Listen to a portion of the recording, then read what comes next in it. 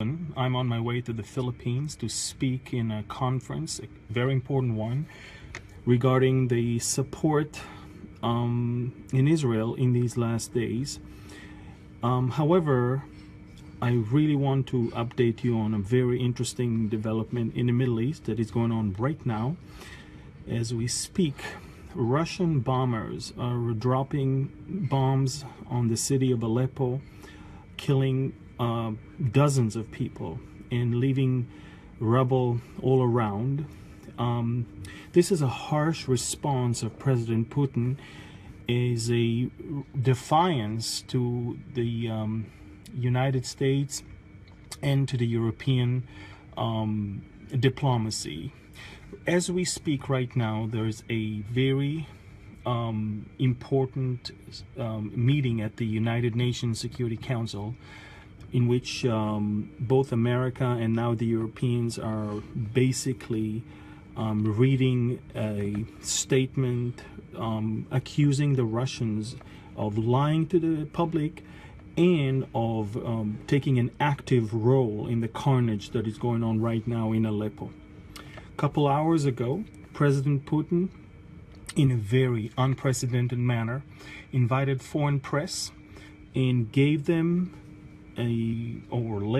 basically the foundations for what he believes the reason for him to act alone in defiance of US and European policies in the region.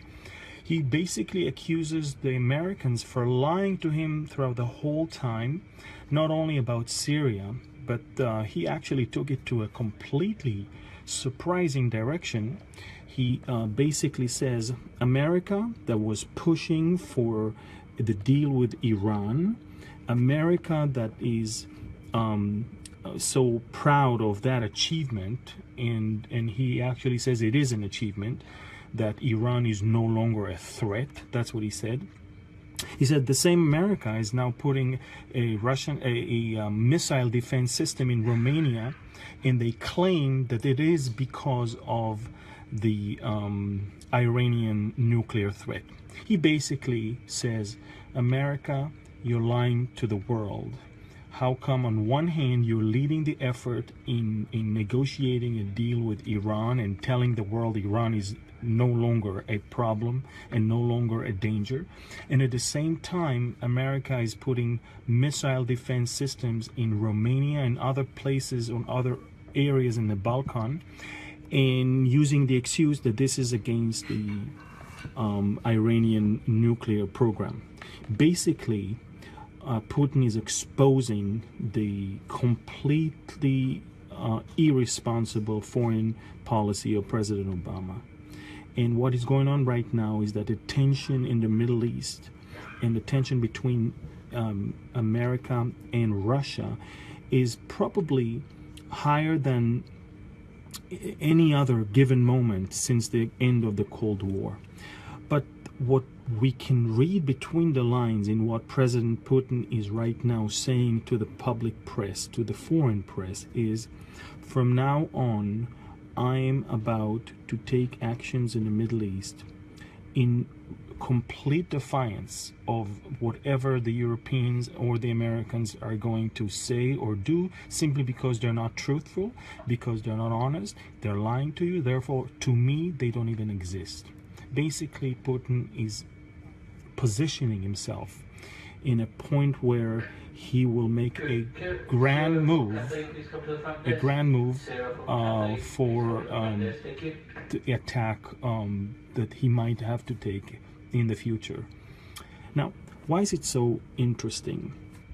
I call this the preparation of Gog, the Prince of Magog. I don't know if you know that, but the Chinese wall is also called the Wall of Magog. They know that they defend China from Russia, which is known by them in the ancient times already as Magog.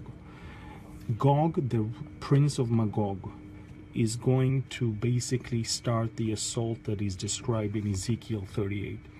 And what I see right now, what I'm detecting right now, is not only the physical move of the Russians last year into the Middle East with the excuse that ISIS is basically the thing they are fighting.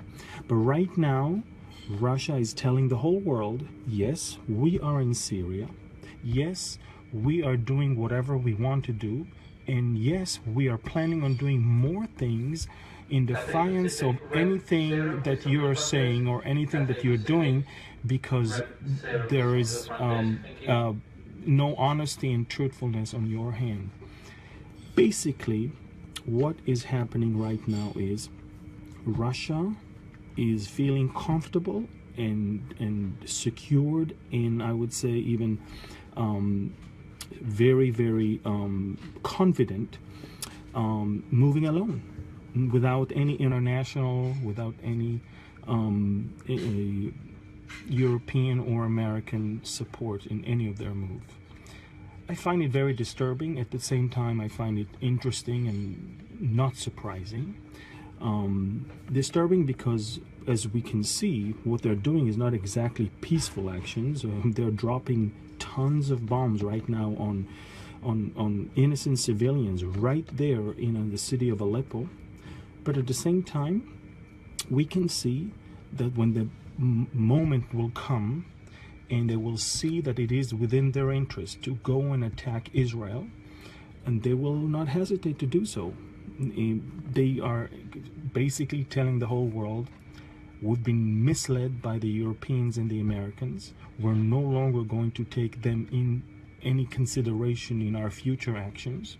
We will do whatever we think is necessary and whenever we think it is necessary to be doing. So again, as I said before, and as I'm saying right now, keep your eyes on what's going on in Syria and watch the moves of the Russian president.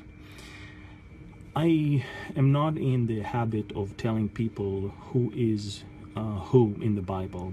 For example, I'll never be taking any risk of identifying who might be the Antichrist or the false prophet. But this is the first time I can say that I can see that President Putin could be very much so Gog himself from Ezekiel 38. And all I see around me supports that assumption. And all I can say is that I'm extremely blessed to live in these days of seeing the prophecy of Ezekiel coming to pass. But at the same time, I think that we need to continue and pray for the people that are involved in this whole thing. There are hundreds of innocent civilians in the city of Aleppo that are being massacred, really, and are caught in between those interests of the West and Russia, of the Shiites and the Sunnis, of the Kurds and the Turks, and all of that. In between, you have the Christians in the Middle East that are suffering, and you have the innocent civilians that didn't have enough money to run or didn't have the strength to be able to take themselves out of that place. Now, the city of Aleppo is completely besieged. Even if you had the money or if you had someone to take you out, it was impossible. It is still impossible. The Syrian army, the Russian Air Force, and the Hezbollah and Iranian soldiers are literally besieging the entire city of Aleppo, which is, by the way, the largest city in Syria, even bigger than Damascus. So we're seeing unbelievable things happening. Again, right now as I speak, it is an emergency meeting at the Security Council of the UN, and at the same time the Russian president for the first time is turning to foreign press in a press conference, and is laying the foundation for what he's about to do and why he's about to do that. He's accusing the American administration for literally lying straight at his face, and it is a very serious accusation coming from a leader of such a great, big, massive country with such a very powerful military. So we're seeing things happening. the situation in the Middle East is escalating in a very rapid way, much faster than even I had anticipated. Again, everybody is bracing for tonight for the debate between Donald Trump and Hillary Clinton, but at the same time, regardless of who is going to win this one, it's of course November people are looking for, and January when a new president is going to sit in the White House. There's no doubt Obama has absolutely zero credibility in the Middle East, and now he has zero credibility also in with Russia and its allies. So not much for the Americans to be able to do right now in the Middle East as we speak. And I would say they better off working something behind the scenes with the Russians, because what we see now is that the Russians, they're getting angry, they're getting very, very wild, and those who are paying the price for it are the poor people of the city of Aleppo. I'm gonna be updating you